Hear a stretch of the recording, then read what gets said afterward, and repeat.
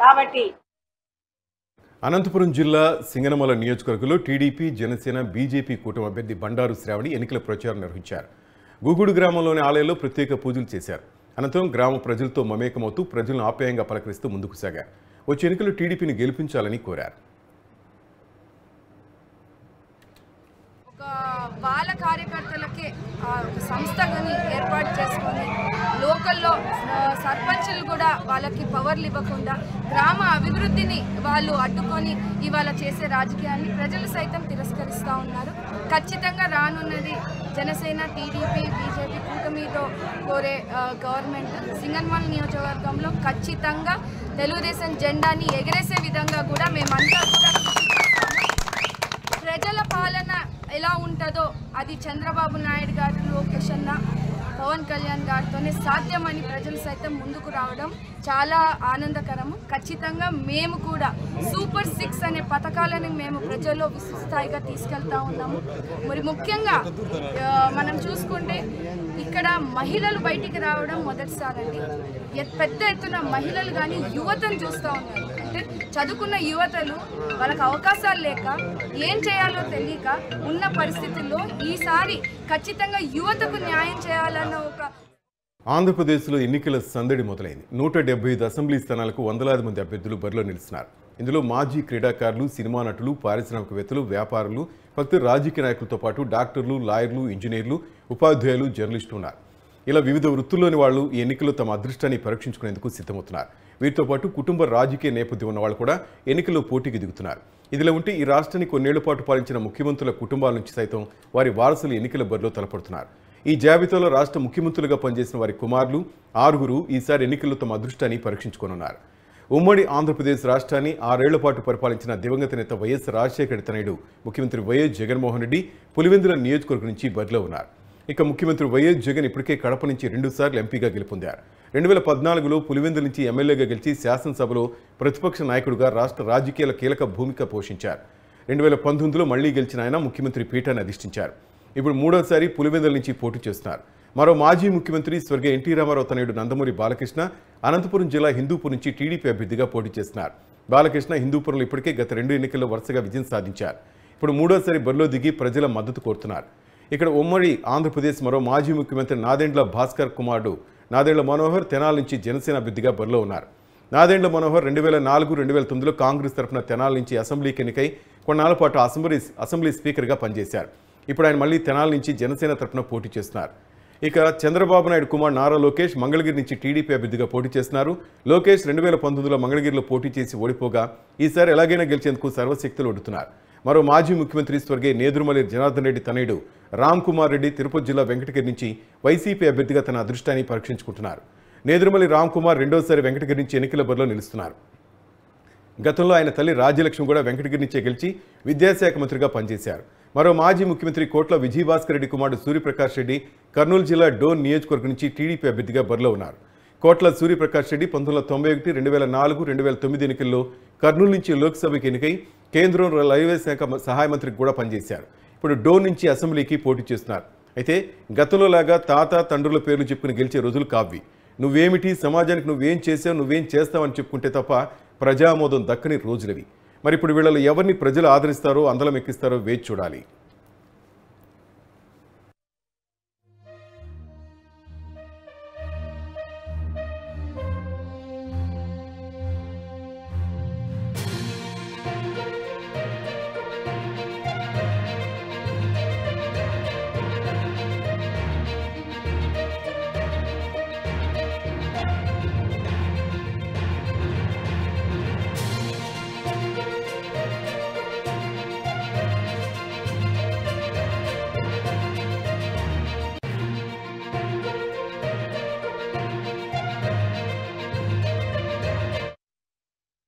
తిరుమల శ్రీవారి దర్శనార్థం తిరుమలకు విచ్చేసిన లోకేష్ను తిరుపతి జనసేన అభ్యర్థి జంగాలపల్లి శ్రీనివాసులు మర్యాదపూర్వకంగా కలిశారు. అనంతరం లోకేష్తో వ్యక్తిగతంగా సమావేశమయ్యారు.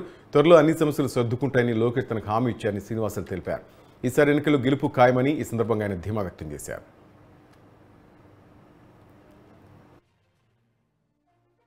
తెలుగుదేశం పార్టీ యువ నాయకులు లోకేష్ బాబు గారు వాళ్ళ పుత్రులు దేవాంశ్ గారి పుట్టినరోజు సందర్భంగా తిరుపతి ఏడుకొండల వెంకటేశ్వర స్వామి ఆశీస్సులు తీసుకోవడం జరిగింది.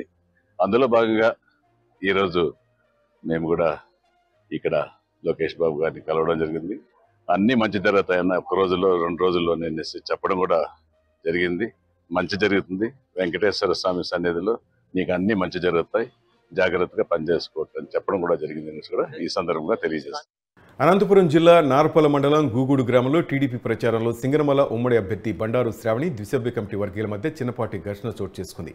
ఎమ్మెల్యే అభ్యర్థి శ్రావణి వర్గీయులు ద్విసభ్య కమిటీ వర్గీయులకు విలువ ఇవ్వడం లేదంటూ ఇరు వర్గాల మధ్య జరిగిన వాదన ఘర్షణకు దారితీసింది. అక్కడే ఉన్న కొంతమంది నాయకులు ఇరు వర్గాలకు సర్ది చెప్పారు.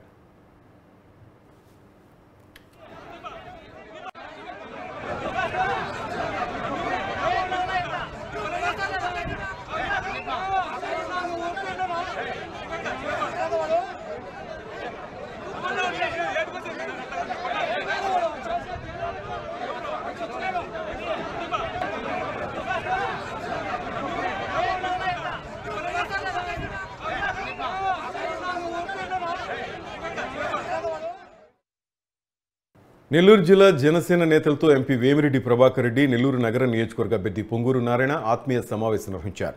రానున్న ఎన్నికలపై 2 పార్టీల నేతలు చర్చించారు. గత 5 ఏళ్లుగా రాష్ట్రంలో అరాచక పాలన సాగుతోందని నారాయణ ఆరోపించారు. పిల్లల భవిష్యత్ అంధకారంలో పడిపోయిందని ఆవేదన వ్యక్తం చేశారు. రాష్ట్రాన్ని కాపాడాల్సిన బాధ్యత ప్రజలపై ఉందన్నారు. అందుకే జనసేన, బీజేపీ, టీడీపీ కలయిక జరిగిందని తెలిపారు. ప్రజలకు సుపరిపాలన ఇవ్వాలన్న మంచి ఉద్దేశంతోనే అందరం కలిశామని చెప్పారు.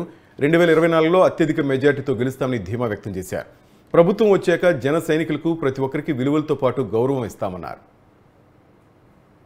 మీకు అందరికీ తెలుసు ఈ రాష్ట్రంలో ఏం జరుగుతుందో.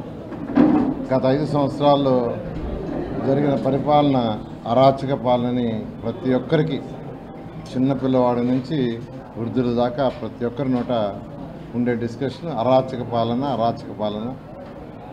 డెవలప్మెంట్ అనేది లేకుండా పోయింది. పిల్లల భవిష్యత్తు అంధకారం కాబోతుంది. ఆ ఉద్దేశంతో ఈ రాష్ట్రంలో ఏ ప్రజలైతే అన్ని రకాలుగా సఫర్ అవుతున్నారు, ఒక రకం కాదు అన్ని రకాలుగా సఫర్ అవుతున్నారు, అటువంటి సమస్య ఫ్యూచర్లో లేకుండా ఉండటం కోసంగా ఈరోజు జనసేన, బీజేపీ, తెలుగుదేశం 3 పార్టీలు సమన్వయంగా కలిసి ఈ రాష్ట్రంలో 2014లో పోటీ చేస్తున్నారు. ఇది కేవలం ఈ రాష్ట్రాన్ని కాపాడేది. ఎందుకంటే రాష్ట్రానికి ఒక్క ఇండస్ట్రీ రావటంలా, ఉన్న ఇండస్ట్రీస్ వెళ్ళిపోతున్నాయి. ఇండస్ట్రీస్ రానప్పుడు ఫ్యూచర్లో ఎవరికి ఉద్యోగాలు రావు. ఉద్యోగాలు రావాలంటే ఏ రాష్ట్రమైనా, ఏ దేశమైనా అక్కడ ఇండస్ట్రీస్ డెవలప్ కావాలి. ఇండస్ట్రీస్ డెవలప్ కాకుండా ఇప్పుడు కూడా యువత యొక్క ఫ్యూచర్ అంధకారం అవుతుంది. ఆ ఉద్దేశంతో ఈ 3 పార్టీలు కలయిక జరిగింది. ఖచ్చితంగా 2024లో అత్యధిక సీట్లతో, అత్యధిక మెజార్టీతో ఈ 3 పార్టీల కలయికతో ప్రభుత్వాన్ని ఏర్పాటు చేసి, మీకు అందరికీ తెలుసు ఈ రాష్ట్రంలో తిరుపతి జిల్లా సూళ్లూరుపేట నియోజకవర్గంలో టీడీపీలోకి భారీగా వలసలు ప్రారంభమయ్యాయి. 500 మంది వైసీపీ కార్యకర్తలు టీడీపీ తీర్థం పుచ్చుకున్నారు. ప్రముఖ పారిశ్రామికవేత్త, టీడీపీ సీనియర్ నేత కొండేపట్టి గంగాప్రసాద్, రఫీలు వైసీపీ కార్యకర్తలకు పార్టీ కండువా కప్పి పార్టీలోకి ఆహ్వానించారు. ఈ సందర్భంగా జగన్ పాలనతో విసుగు చెందిన వైసీపీ కార్యకర్తలు భారీగా టీడీపీలో చేరుతున్నారని సూళ్లూరుపేట నియోజకవర్గ టీడీపీ అభ్యర్థి విజయశ్రీ అన్నారు.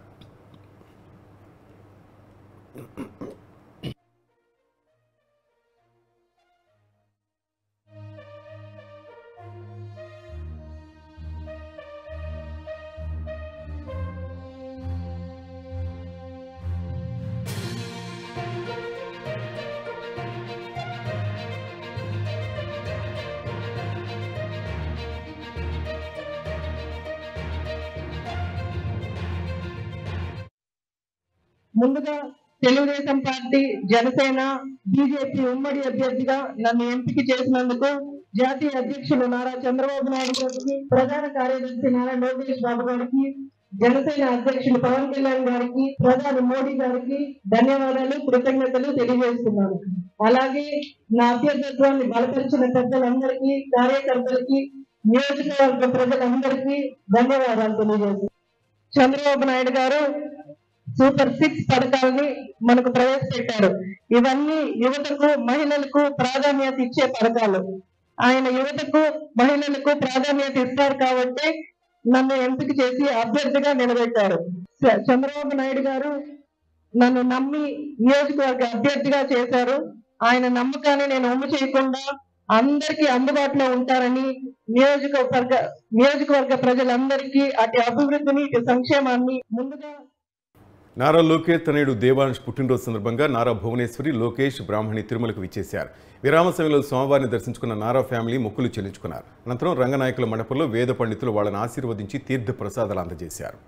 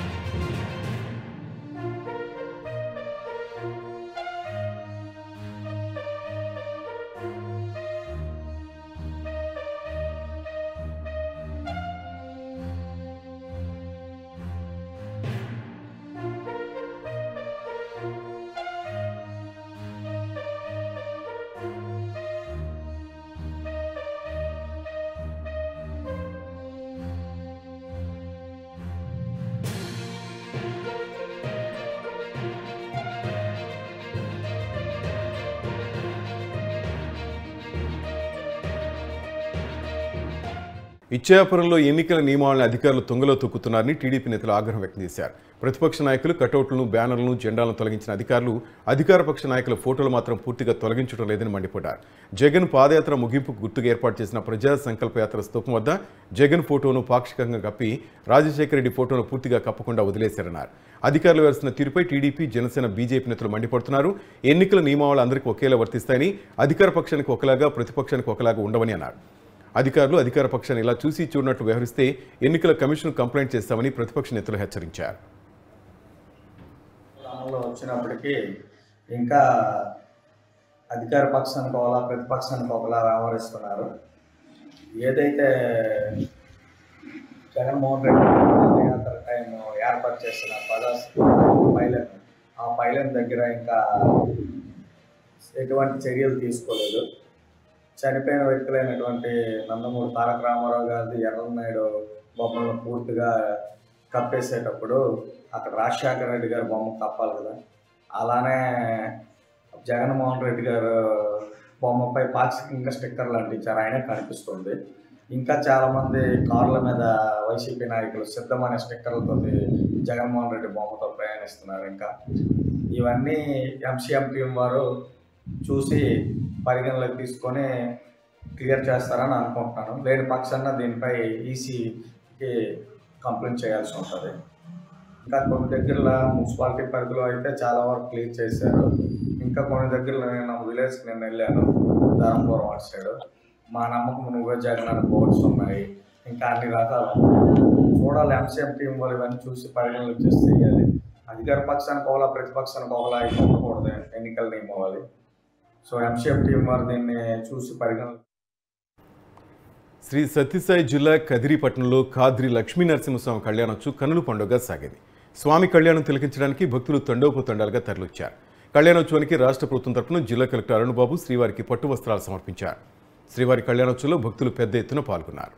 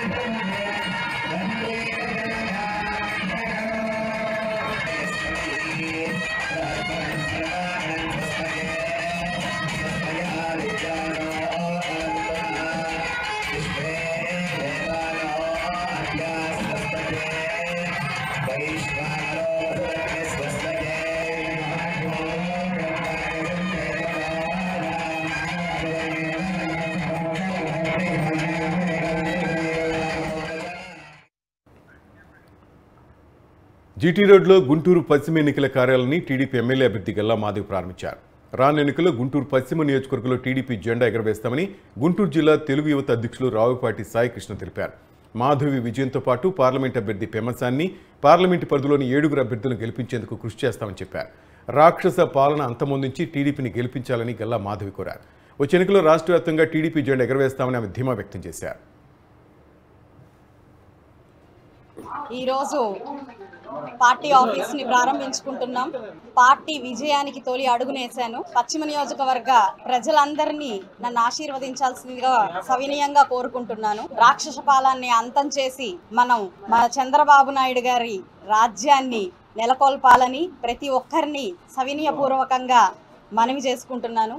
ఇందుకు మీ సూచనలతో, సలహాలతో, మీ గైడెన్స్తో నన్ను ముందుకు తీసుకెళ్లాల్సిందిగా అందరినీ అభ్యర్థిస్తున్నాను. మీ వెంట నేను సదా ఉంటాను అని ఇప్పుడు ఈ మీడియా పూర్వకంగా మీకు అందరికీ హామీ ఇస్తున్నాను. నన్ను ఆశీర్వదించాల్సిందిగా ప్రార్థిస్తున్నాను. మీ అమూల్యమైన ఓటు సైకిల్ గుర్తుకే వేసి రాష్ట్రాభివృద్ధిలో మీరు భాగం కావాలని కోరు. చిత్తూరు జిల్లా వడమాలపేట మండలంలో బాబు షూరిటీ భవిష్యత్తు గ్యారంటీ కార్యక్రమం నిర్వహించారు. ఈ కార్యక్రమంలో టీడీపీ అభ్యర్థి గాలి భానుప్రకాష్ పాల్గొన్నారు. తను గెలిపిస్తే వడమాలపేట మండలాన్ని మరింతగా అభివృద్ధి చేస్తానని చెప్పారు.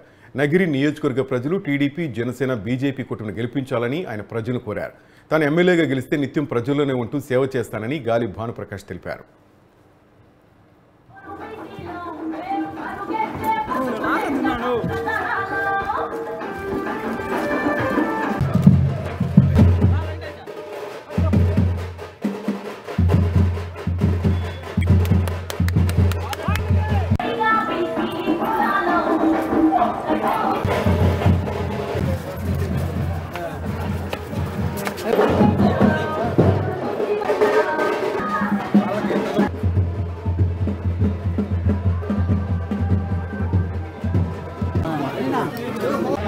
సైకిల్ గుర్తుకేయాల 2024లో అవినీతి లేని ప్రశాంత్తో కూడుకున్న మంగళగిరిని ప్రజలు కోరుకుంటున్నారని ఎమ్మెల్యే ఆర్కే అన్నారు. నియోజకవర్గంలో కబ్జాలు, సెటిల్మెంట్లు, దందాలు లేని పరిపాలన వైఎస్ఆర్ కాంగ్రెస్ పార్టీ అందించిందని కొనియాడారు. విజయ రేఖ లేని లోకేష్ ధనదాహంతో చేసిన ప్రయత్నాలన్నింటినీ తిప్పికొట్టాలని ప్రజలకు పిలుపునిచ్చారు. తాడేపల్లి వైఎస్ఆర్ కాంగ్రెస్ పార్టీ కార్యాలయంలో జరిగిన ఆత్మీయ సమావేశంలో పాల్గొన్న ఆయన ఈ వ్యాఖ్యలు చేశారు. మంగళగిరికి పైసా పని చేయనటువంటి వాళ్ళు గచ్చిబౌలి చేస్తారా? ఒకటి. రెండవది, అయ్యా మాకు గచ్చిబౌలీలు వద్దు. ఎందుకు వద్దు అంటున్నామంటే, గచ్చిబౌలిలో మీరు హైదరాబాద్లో చూడండి, 1000 కోట్లకు అధిపతులు మాత్రమే గచ్చిబౌలిలో నివసిస్తారు. కానీ మాకు ఆ గచ్చిబౌలీలు వద్దు. తినటానికి 3 పూట్ల అన్నం ఉండే చాలు అనే నిరుపేదలు, మధ్యతరగతి వాళ్ళు, రైతులు ఉండేటటువంటి ఈ ప్రాంతంలో వాళ్ళకి ఉపాధి దొరకటానికి, వాళ్ళ జీవితాలు అంటే ఎటువంటి ఇబ్బందులు లేకుండా గడపడానికి ఒక మంచి మంగళగిరికి ఇవాళ ఉంటే చాలు అనేది మనం కోరుకునేది. ఒక్క సెటిల్మెంట్ లేదు ఈ 10 సంవత్సరాల్లో, ఒక్క కబ్జా లేదు ఈ 10 సంవత్సరాల్లో, ఒక్క ఇసుక దోపిడీ లేదు ఈ 10 సంవత్సరాల్లో. ఎక్కడా కూడా తప్పులనేవి లేకుండా జగన్మోహన్ రెడ్డి గారి ఆదేశాల మేరకు నేను కానివ్వండి, మీరు కానివ్వండి, అందరం కూడా పనిచేసాం మనం పేదవాడి కోసం. అది చాలు. అలాంటి మంచి మంగళగిరి ఉంటే చాలు. ఎక్కడెక్కడో వాళ్ళు వచ్చి ఇదే మంగళగిరిలో ఇవాళ తాడేపల్లిలో అపార్ట్మెంట్లు కట్టుకొని బ్రహ్మాండంగా వాళ్ళు వ్యాపారాలు చేసుకుంటున్నారు. ప్రజలందరూ సంతోషంగా నివసిస్తూ ఉన్నారు. రేపు వాళ్ళు కనుక కర్మగాలి ఏమన్నా పొరపాటు జరిగితే మాత్రం సామాన్యులు, పేదవాళ్ళు ఎవరు నిలబడే పరిస్థితి లేదు, ఉండదు అనేది మనకు తెలుసు. మరి నేను ఇక్కడ సామాన్య స్థానికురాలుగా మీ అందరికీ నిత్యం అందుబాటులో ఉంటాను. ఏ సమస్య వచ్చినా కానీ మా దగ్గరికి ఎవరి రికమెండేషన్లు, అపాయింట్మెంట్లు లేకుండా మీరు ఏ సమస్యనైనా పరిష్కరించుకోగలుగుతారని, అది ఎప్పటికీ మీకు ఆ స్వేచ్ఛ అనేది ఉంటుందని, మహిళగా నాకు అవకాశం ఇచ్చినందుకు మరి జగనన్నకి ధన్యవాదాలు తెలియజేస్తున్నాను. మీ అందరి సహాయ సహకారాలు నాకు ఎప్పుడు ఎల్లప్పుడూ ఉండాలని, అలాగే సంక్షేమ పథకాలు కానివ్వండి, మన ఆర్కే గారు చేసిన టైంలో చేసిన అభివృద్ధి కానివ్వండి, ప్రజల్లోకి తీసుకెళ్ళి వాళ్ళందరినీ కొంచెం చైతన్యపరిచి పార్టీకి ఫేవర్గా ఉండేటట్టు మీ అందరికీ కూడా సహాయ సహకారాలు ఉండాలని కోరుకుంటున్నాను. అలాగే కార్యకర్తలకి, నాయకులకి అందరికీ నేను ఎప్పుడూ అండగా ఉంటాను. ఈ గెలుపు నా ఒక్కదాని గెలుపు కాదు, మనందరి గెలుపు. ముఖ్యంగా జగనన్న గెలుపు. మరి మనందరం సమిష్టి కృషి చేస్తే విజయం తప్పక వరిస్తుంది. ఇక్కడ ఎమ్మెల్యే అభ్యర్థిగా పోటీ చేసిన లావణ్య అనే నాకు, అలాగే ఎంపీ అభ్యర్థిగా పోటీ చేసిన కిల్లారి రోజయ్య గారికి మీరు భారీ మెజారిటీగా గెలిపించాలని మనస్ఫూర్తిగా కోరుకుంటున్నాను. పాత రోజుల్లో ఏ విధంగా అయితే ఉందో అదే విధమైన ఐక్యతతో మనం ముందుకు వెళ్ళాలని మరొకసారి మీ అందరికీ చెప్తున్నాం. ఎక్కడ కూడా ఏ విధమైన భేదాభిప్రాయాలు లేవు, ఇక ముందు కూడా రావు. ఎందుకు చెప్తున్నానంటే ఇది ఎప్పుడో 82 ప్రాంతంలో వేసిన ఫౌండేషను ఇవాళకి దేదీప్యమానంగా 6వసారి ఇప్పుడు జరగబోయే ఎన్నికకి మధ్యలో ఒకసారి బ్రేక్ వచ్చిన అంతకుముందు గోలి వీరాంజనేయులు గారిని టోటల్ 6 సార్లు 30 సంవత్సరాలు కింద ఉన్నాడు. ఎవరికి మీకు తెలియదు, 30-40 ఏళ్ళకి ఎవరికి తెలియదు ఇక్కడ చరిత్ర. ఆ విధంగా కష్టపడి ఎన్నో పోరాటాలను ఎదుర్కొని నిలబడిన గడ్డం ఉంది. కాబట్టి మీకు ఎన్నికలు కొత్త ఏం కాదు, ఎన్నికలు చేయటం కొత్త ఏం కాదు.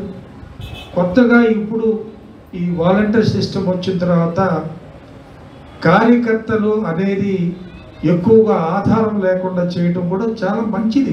కారణం ఏంటంటే మన ప్రాంతంలో వరకు మత్స్య కార్యకర్తలున్నా ఏనాడు ₹1 ఆశించి మన వాళ్ళు ఎప్పుడు పనిచేయాలి అంతవరకు నాకు తెలుసు. మిగతా పార్టీలు చేసుకున్నాయి, మిగతా కొందరు చేశారు, అందరికీ తెలుసు, అది వదిలేద్దాం. అంతకంటే ఎక్కువగా ఇవాళ ట్రాన్స్పరెన్సీ అర్హత ఉన్న రాజశేఖర రెడ్డి గారు ఏం చెప్పాడు అప్పట్లో, అర్హత ఉన్న ప్రతి వాళ్ళకి పార్టీ చూడొద్దు, కులం చూడొద్దు, మతం చూడొద్దు, అందరికి ఇద్దాం మనము అన్నారు ఆయన. ఇందులో ఇళ్ళు కానీ ఆరోగ్యశ్రీ పథకాలు కానీ అప్పట్లో పెట్టారు. దాన్ని అదే విధంగా తూచే తప్పకుండా చేశాం మనం. తిరుపతి రూరల్ మండలం తిరుచానూరులో మీతోనే మీ మోహిత్ కార్యక్రమం నిర్వహించారు. ఈ కార్యక్రమానికి చంద్రగిరి ఎమ్మెల్యే చివిరెడ్డి భాస్కర్ రెడ్డి సతీమణి చివిరెడ్డి లక్ష్మి హాజరయ్యారు. గడప గడపకు తిరిగి ప్రచారం నిర్వహించారు. వైసీపీ గెలిపించాలని ఆమె కోరారు. ఈ కార్యక్రమంలో వైఎస్ఆర్ కాంగ్రెస్ పార్టీ నాయకులు, కార్యకర్తలు, స్థానిక ప్రజాప్రతినిధులు పెద్ద ఎత్తున అభిమానులు పాల్గొన్నారు.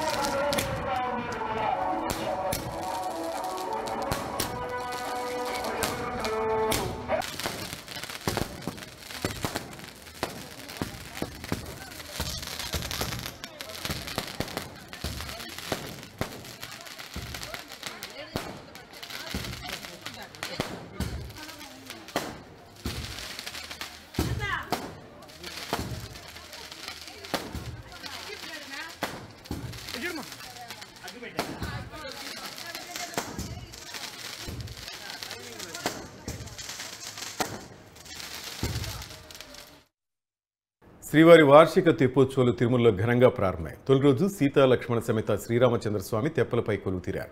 శ్రీవారి పుష్కరంలో 3 పర్యాలు విహరించి కనువించేశారు. భక్తులు కర్పూర నీరాజనాలు సమర్పించుకుని మొక్కులు తీర్చుకున్నారు. అత్యంత వైభవంగా నిర్వహించే తెప్పోత్సవాలకు టీటీడీ విద్యుత్ విభాగం స్వామి పుష్కరిని సర్వాంగ సుందరంగా అలంకరించింది.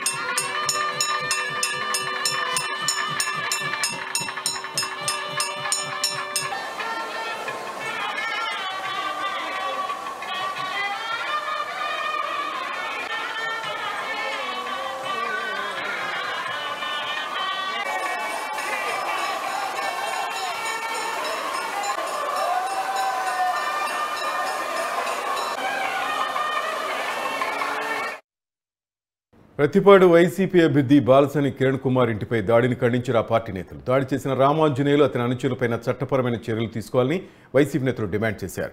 ఎన్నికల కోడ్ వచ్చి 5 రోజులు అయిందో లేదో అప్పుడే టీడీపీ నాయకులు వైసీపీ నాయకులపై దాడులు మొదలుపెట్టారని ఆరోపించారు. ఇలాంటి దాడులు చేయడం చంద్రబాబుకు వెనతో పెట్టిన విద్యని వైసీపీ నేతలు ఆరోపిస్తున్నారు. వచ్చే ఎన్నికలతో టీడీపీ ఓడిపోతుందనే ఉద్దేశంతోనే ఇలాంటి దాడులు చేస్తుందని వైసీపీ నేతలు కిలారి రోసియా, నూరి ఫాతిమా, బాలసాని కిరణ్ కుమార్ ఆరోపించారు.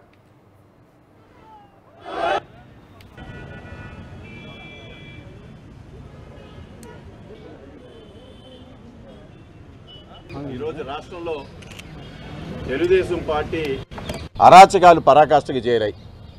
ఓ పక్కన వాళ్ళు అరాచకాలు చేస్తూ వైఎస్ఆర్ కాంగ్రెస్ పార్టీ విధ్వంసం సృష్టిస్తుందని గత సంవత్సరం నుంచి మనం చూస్తూ ఉన్నాం. ఈరోజు తాజాగా గుంటూరు జిల్లాలోని మా పత్తిపాడు నియోజకవర్గంలో మరి మా క్యాండిడేట్ అయినటువంటి కిరణ్ కుమార్ గారి ఆఫీస్ మీదకే డైరెక్ట్గా తెలుగుదేశం పార్టీ అభ్యర్థి ఒక రిటైర్డ్ ఐఏఎస్ ఆఫీసర్ రామాంజనేయులు ఆయన 10 కార్లతో వెళ్లి కిరణ్ కుమార్ గారి మీద దౌర్జన్యంగా వాళ్ళ మీద 10 కార్లతో గుండాలతో వెళ్లి వాళ్ళని అటాక్ చేయడం అనేది చాలా దారుణమైన విషయం. ఓ పక్కన ప్రజాస్వామ్యం గురించి పెద్ద ఎత్తున మాట్లాడుతూ ఉంటాడు చంద్రబాబు నాయుడు, కానీ చేసేదంతా ఇట్లానే ఉంటుంది. ఇవాళ ఏదైతే ఇవాళ చూసే ఉంటామో, ఇవాళ కిరణ్ కుమార్ గారి ఆఫీస్ మీదకి వెళ్తే అక్కడ కేవలం 10 మంది కూడా లేరు, కానీ అక్కడేదో వాలంటీర్స్ మీటింగ్ జరుగుతుందని ఒక నెపంతో వాలంటీర్స్ ఎవరు లేరు, కేవలం 10 మంది లోపలే ఉన్న కిరణ్ కుమార్ గారి ఇంట్లో వాలంటీర్స్ మీటింగ్ అనే ఒక వంకతో వచ్చి అటాక్ చేయటం అనేది చాలా దారుణమైన విషయం.